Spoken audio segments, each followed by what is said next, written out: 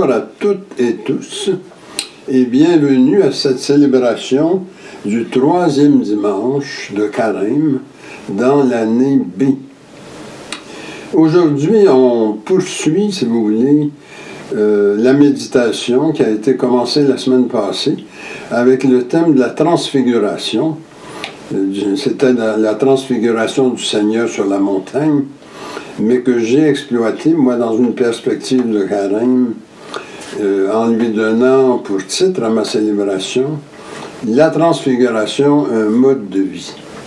Alors aujourd'hui, c'est ce mode de vie-là qui va être l'objet de notre méditation à partir des textes suivants. D'abord, dans l'Ancien Testament, c'est tiré de l'Exode, la première lecture, le chapitre 20, qui est le don des 10 commandements au peuple par Moïse. Alors, les commandements qui ont été remis à Moïse pour le peuple. Et puis, ça va, si vous voulez, toucher à cette dimension des modalités. Ce fameux mode de vie transfiguré par la radiance du Christ Sauveur, ça va opérer comment? Alors, ça va opérer par certaines modalités, certains préceptes que le Seigneur donne, une guidance, si vous voulez, en 10 points. Alors, c'est dans la première lecture. Et puis, également, cette guidance-là, pour fonctionner, va demander une attitude chez le croyant. Et c'est dans la deuxième lecture qu'on va développer cet aspect-là.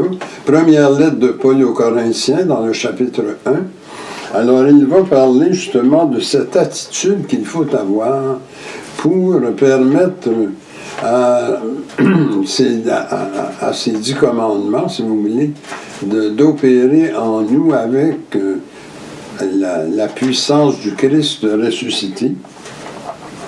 Et enfin, dans l'Évangile, qui est tiré de Saint Jean, le chapitre 2, eh bien, c'est un peu le résultat, si vous voulez, de ce travail de transformation, d'évolution spirituelle, avec la prophétie du temple relevée en 3 jours, où le Seigneur va symboliquement parler de sa résurrection 3 jours après sa mort en croix.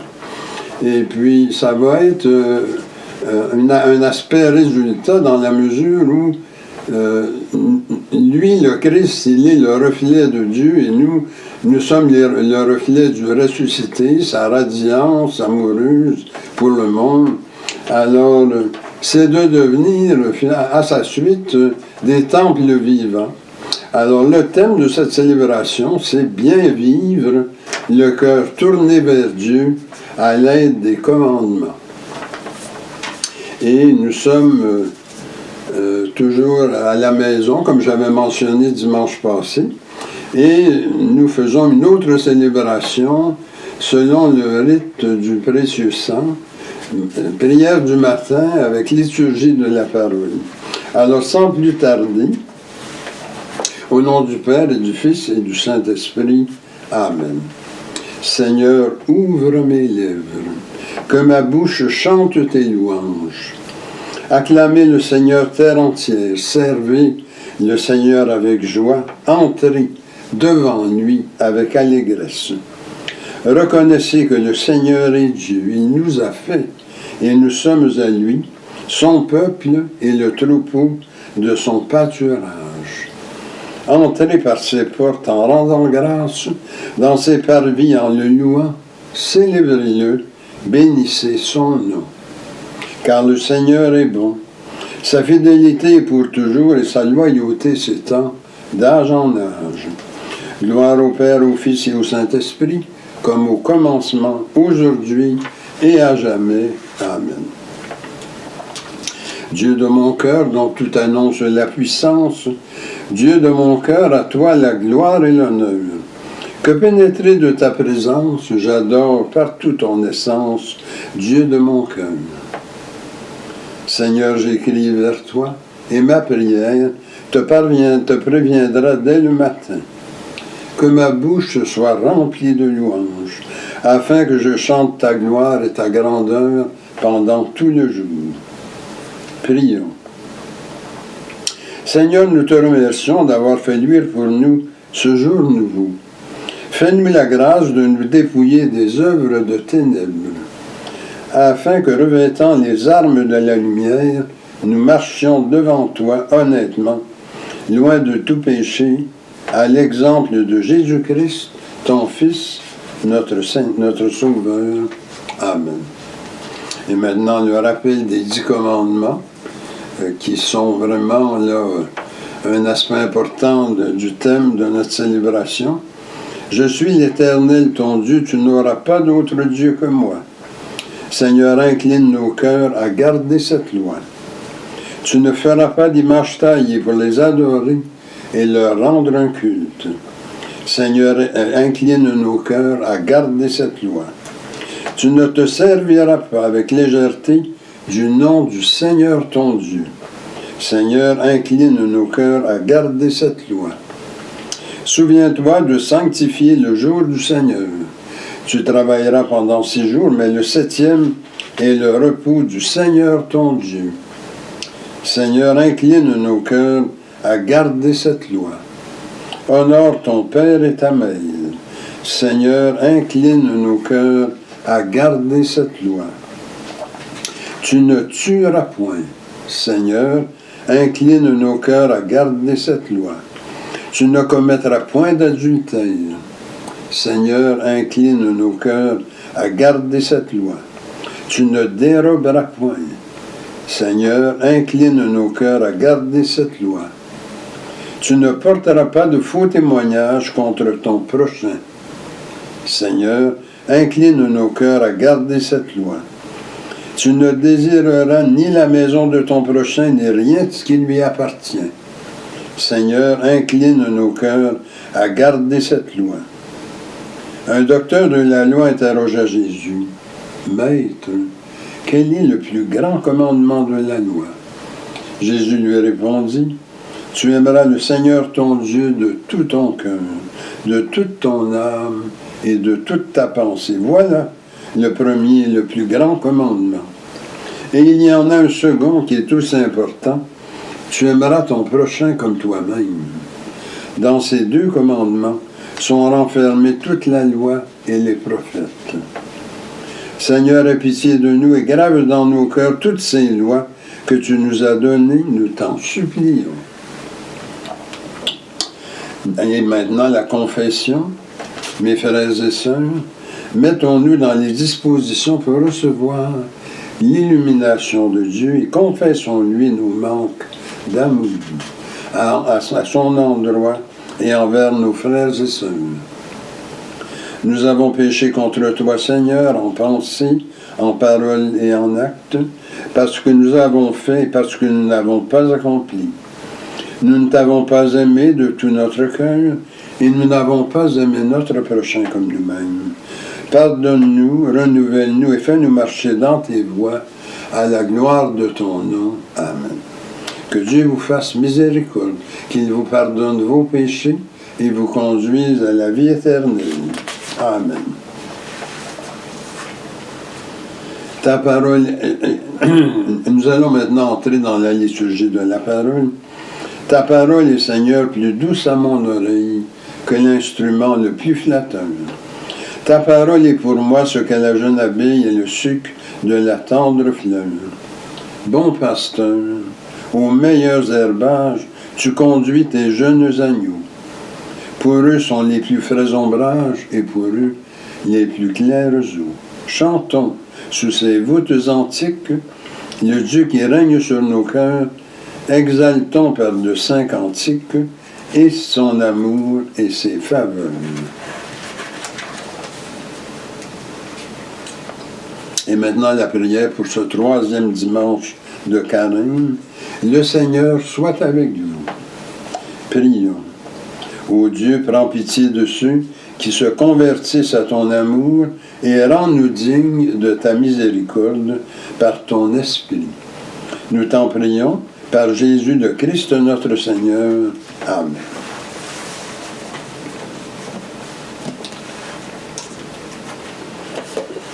La première lecture est tirée du livre de l'Exode au chapitre 20.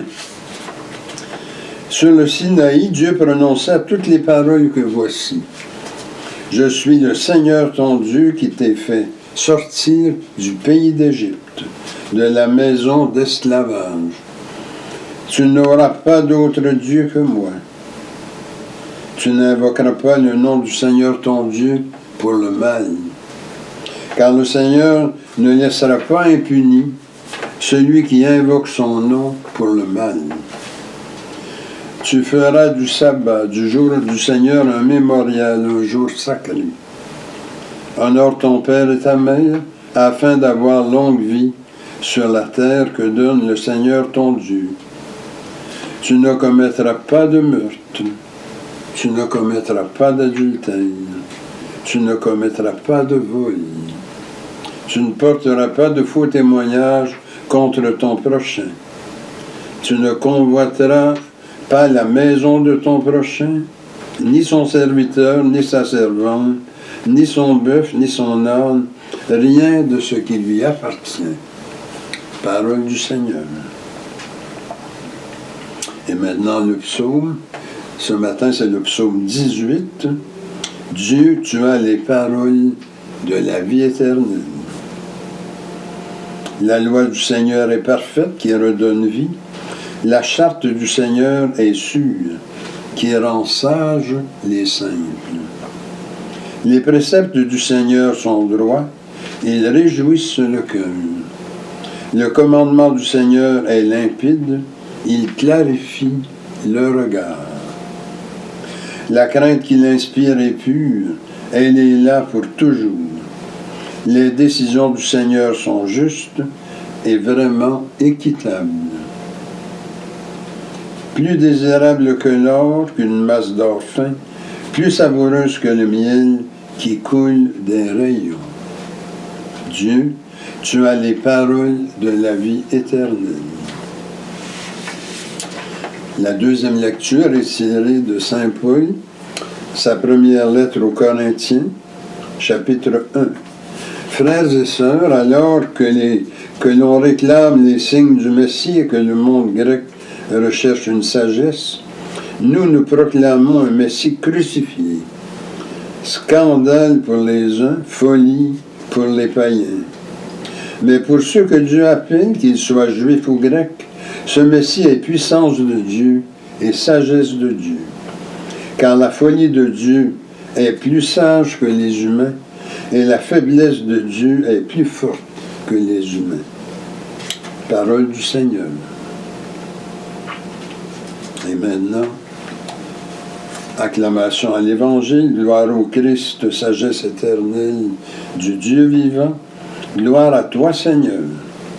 Acclamez le Christ, le Seigneur, en lui, dans son propre corps, habite la plénitude de la divinité. Gloire au Christ, sagesse éternelle du Dieu vivant, gloire à toi Seigneur. Le Seigneur soit avec vous. Proclamation de la bonne nouvelle de notre Seigneur Jésus-Christ selon Saint Jean. Comme la Pâque approchait, Jésus monta à Jérusalem. Il trouva installés dans le temple les marchands de bœufs, de brebis et de colombes, et les changeurs. Il fit un fouet avec des cordes et les chassa tous du temple, ainsi que leurs brebis et leurs bœufs. Il jeta par terre la monnaie des changeurs, renversa leur comptoir et dit aux marchands de colombes, « Enlevez cela d'ici.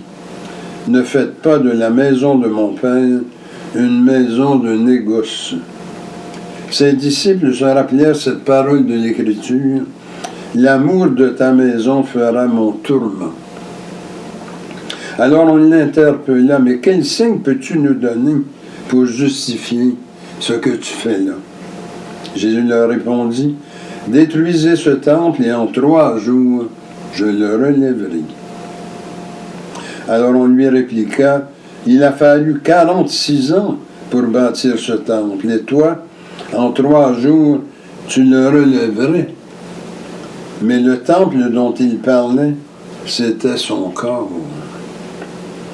Aussi, quand il ressuscita d'entre les morts, ses disciples se rappelèrent qu'il avait dit cela. Ils crurent aux prophéties de l'Écriture et à la parole que Jésus avait dite. Pendant qu'il était à Jérusalem pour la Pâque, beaucoup crurent en lui à la vue des signes qu'il accomplissait. Mais Jésus n'avait pas confiance en eux parce qu'il les connaissait tous et n'avait besoin d'aucun témoignage sur l'être humain. Il connaissait par lui-même ce qu'il y a dans l'être humain. Acclamons la parole de Dieu. Louange à toi, Seigneur Jésus.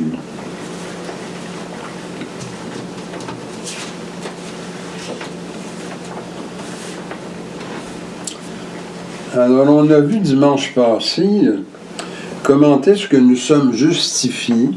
On a parlé de ce terme de la justification. Comment nous sommes restaurés par la mort-résurrection du Christ. Alors, c'était dans le livre de Saint Paul aux Romains, le chapitre 8. Comment est-ce qu'il est propitiation pour nos péchés? Et qu'on peut vivre en et par lui dans la pleine communion à Dieu. Alors, comme il l'a fait lui-même sur la montagne dans l'évangile de Marc au chapitre 9, quand il s'est transfiguré. Alors, c'est le livre des Hébreux au chapitre 5, les versets 7 à 9, qui nous parle d'une dimension de tout ça, avec un mot, le mot obéissance. Alors, tout ça a pu s'accomplir à cause de son obéissance, une obéissance qui était préfigurée dans l'obéissance d'Abraham, dont on a parlé avec le livre de la Genèse au chapitre 22. Alors, c'est la lettre aux Hébreux qui dit dans ce chapitre 5, « Il a appris l'obéissance et est devenu la cause du salut éternel. » Alors, regardons ce rôle de l'obéissance. Qu'est-ce qu'on veut dire en fait par ça? Alors, cet aspect de l'obéissance qu'on trouve aujourd'hui dans les textes rappelle l'alliance qui a été conclue au Sinaï et dans le cadre duquel le don de la loi est fait au peuple à travers Moïse. La loi qui est une autre façon de parler des 10 commandements ou des 10 préceptes pour nous aider à vivre dans l'alliance avec Dieu. Autrement dit, si on regarde l'alliance comme une façon de bien vivre, de vivre heureux, bien dans un relatif bien-être, c'est à cause justement de ce qui contribue à nous garder unis à Dieu en communion avec lui. Et dans le psaume 18 qu'on a lu tantôt, c'est une loi parfaite qui rend sage. Alors, l'obéissance, c'est une autre façon de parler de la fidélité aux préceptes, aux 10 commandements, qui nous gardent dans un bien-vivre, dans une qualité de vie, dans l'alliance avec Dieu. Et le rituel qu'on utilise ce matin, le rituel du précieux sang, nous dit comment ça fonctionne, cette fidélité au précepte. Bien, parce que c'est pas de la magie, hein, ça fonctionne pas automatiquement. Bien, dans le répond qu'on a donné à l'énoncé des 10 commandements, il est dit, « Seigneur, incline nos cœurs à garder cette loi. » Alors, l'inclinaison du cœur, c'est la méthode, finalement, dont va nous parler saint Paul dans sa première lettre aux Corinthiens, le chapitre 1. Et cette méthode-là, c'est le chemin de l'humilité. parce que, en obéissant, dit la lettre aux Hébreux, jusqu'à mourir et mourir sur une croix, il a pu se révéler comme puissance et sagesse de Dieu. C'est toujours dans la première lettre de Paul aux Corinthiens, dans le chapitre 1, dans le verset 24. Alors, le chemin de l'humilité, pour employer des termes de saint Paul, c'est la force dans la faiblesse. Quand je suis faible, c'est alors que je suis fort. Alors ça, c'est toujours dans saint Paul aux Corinthiens, mais dans la deuxième lettre, cette fois-ci, le chapitre 12. Alors, fort dans la faiblesse, comme le Messie crucifié. C'est ce que dit saint Paul. Alors, quelle est l'idée derrière ça? Bien, l'idée derrière ça, c'est s'occuper de notre ego. Notre ego qui nous joue des mauvais tours. Quand il entre dans des proportions, quand il prend des proportions déraisonnables qui peuvent faire écran à l'illumination par Dieu. Alors, quand est-ce que l'ego, comment est-ce que ça se manifeste, autrement dit, l'ego déraisonnable ou démesuré, c'est quand notre énergie s'investit dans des faux pouvoirs. Et c'est ce que nous avions dans l'Évangile, c'est ce que nous avons dans l'Évangile au début du carême, quand on parle de la tentation de Jésus au désert. C'est justement ces faux pouvoirs-là qui apparaissent, à la gloire personnelle,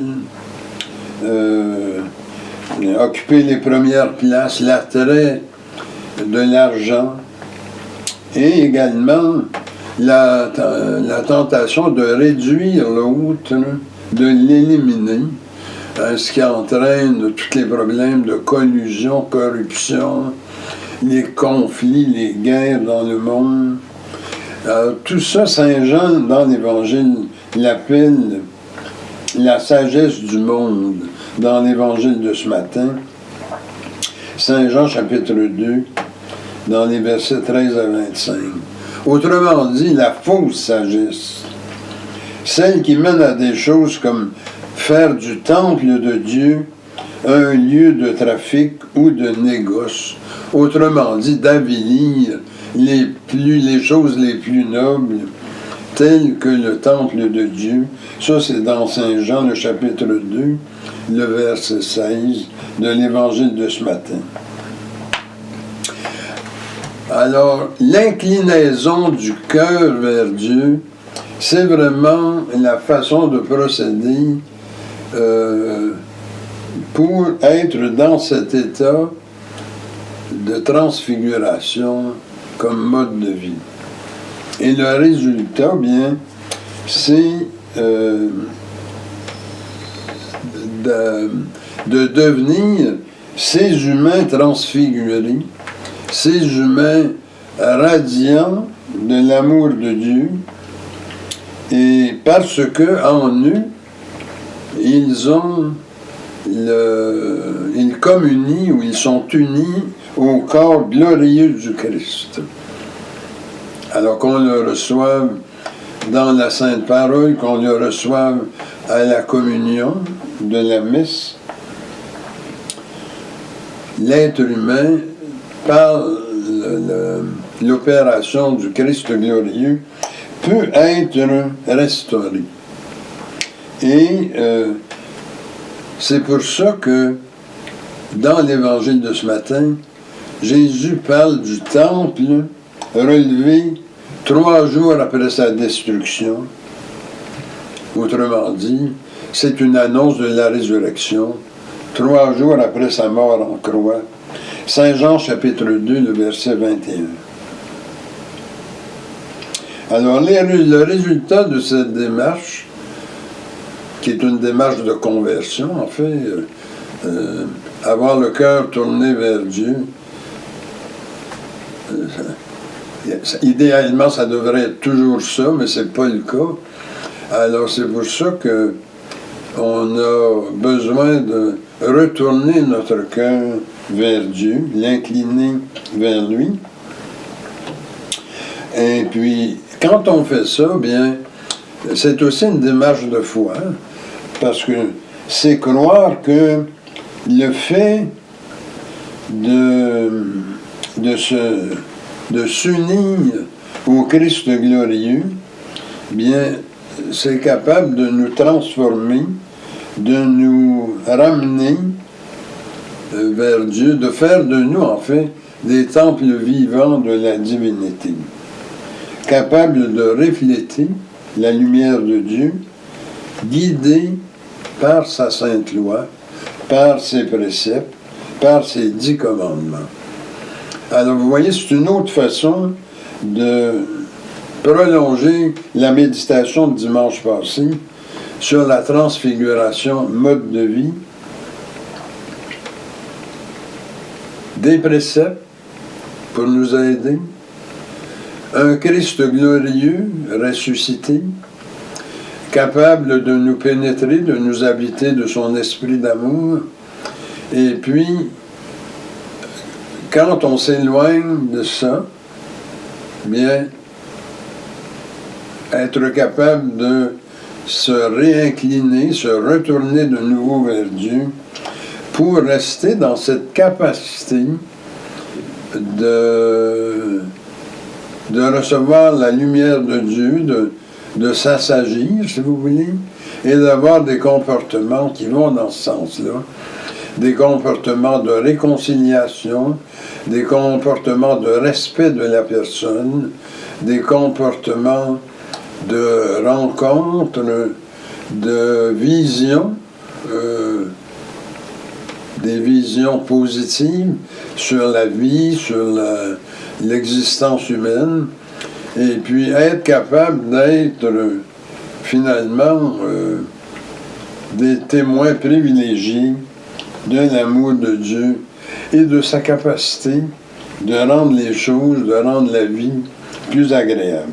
Alors je termine par une prière. Seigneur, que cette célébration soit l'occasion d'éclairer notre conscience et de nettoyer notre cœur de la cupidité, de la mesquinerie, et puis d'autres traits comme la collusion, l'esprit de collusion, de corruption, nettoyer également notre ego de la démesure qui fait écran à l'illumination de Dieu et qui peut nous entraîner facilement dans le mépris des autres, dans le conflit, dans la guerre, et puis dans de devenir instrument de mort à l'encontre du commandement de Dieu qui dit « Tu ne tueras point ». Alors Seigneur, aide-nous à devenir ce que tu veux de nous, et puis des gens, si vous voulez, qui contribuent à l'avènement du règne de Dieu, de justice et de paix. Amen. Au nom du Père, du Fils et du Saint-Esprit. Amen.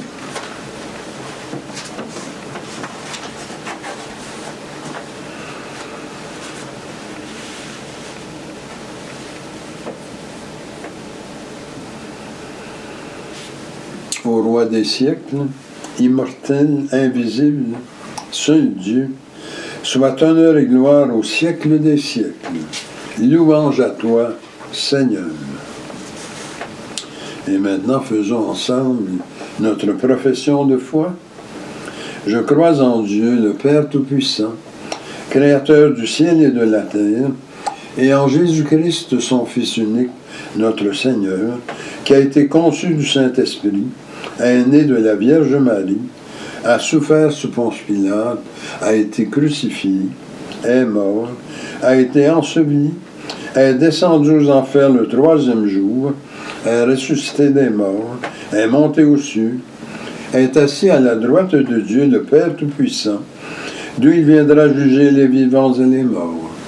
Je crois au Saint-Esprit, à la Sainte Église catholique, à la communion des saints, à la rémission des péchés, à la résurrection de la chair et à la vie éternelle. Amen. Le Christ est l'impulsion de tendresse et de miséricorde de Dieu. Demandons que cette impulsion rejoigne les besoins et préoccupations que nous avons pour nous-mêmes, pour notre milieu de vie et de travail, ainsi que pour notre pays et pour le monde. Et à ce moment-ci, je vous invite, je vais vous donner quelques secondes, à mettre toutes vos intentions personnelles. Il y en a qui peut-être qui souffrent de maladies, qui souffrent d'autres choses et qui ont besoin de guérison. Alors c'est le temps de les nommer devant Dieu, ses parents et amis.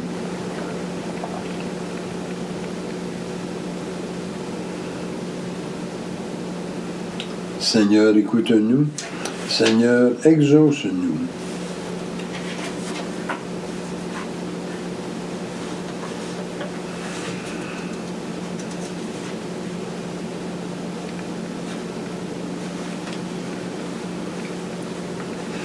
Récitons maintenant la prière que le Seigneur nous enseigne. Notre Père qui es aux cieux, que ton nom soit sanctifié, que ton règne vienne, que ta volonté soit faite sur la terre comme au ciel. Donne-nous aujourd'hui notre pain de ce jour. Pardonne-nous nos offenses, comme nous pardonnons à ceux qui nous ont offensés. Et ne nous laisse pas entrer en tentation, mais délivre-nous du mal, car c'est à toi qu'appartiennent le règne, la puissance et la gloire pour les siècles des siècles. Amen. Seigneur Jésus-Christ, tu as dit à tes apôtres, « Je vous laisse la paix, je vous donne ma paix. Ne regarde pas nos péchés, mais la foi de ton Église. Pour que ta volonté s'accomplisse, donne-lui toujours cette paix et conduis-la vers l'unité parfaite de ton royaume. Amen. » Que la paix du Seigneur soit toujours avec vous. Amen.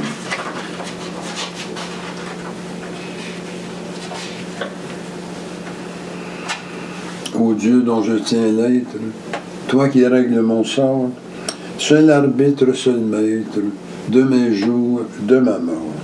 Je t'offre les prémices du jour qui luit sur moi.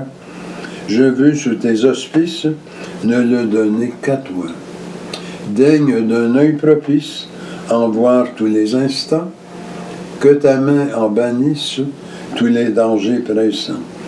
Surtout, Dieu de clémence, qu'avec ton saint secours, nul crime, nulle offense n'ose en ternir le cours. Que ta bonté facile, qui voit tous nos besoins, rende à tes yeux utile mon travail et mes soins. Et que, suivant la trace que nous ouvrent les saints, nos jours soient par ta grâce des jours purs et sereins. Seigneur, que ta miséricorde se répande sur nous, suivant l'espérance que nous avons mise en toi. Seigneur, exauce ma prière et que mon cri s'élève vers toi. Le Seigneur soit avec vous. Prions. Seigneur notre Dieu, qui nous a fait arriver au commencement de cette journée, sauve-nous en ce jour par la force de ta grâce et fais que nous ne tombions aujourd'hui en aucun péché, mais que nos paroles, nos pensées et nos actions soient toujours réglées selon ta justice et rapportées à l'observation de ta sainte loi. C'est ce que nous te demandons par notre Seigneur Jésus-Christ. Amen. Notre secours est dans le nom du Seigneur, qui a fait le ciel et la terre.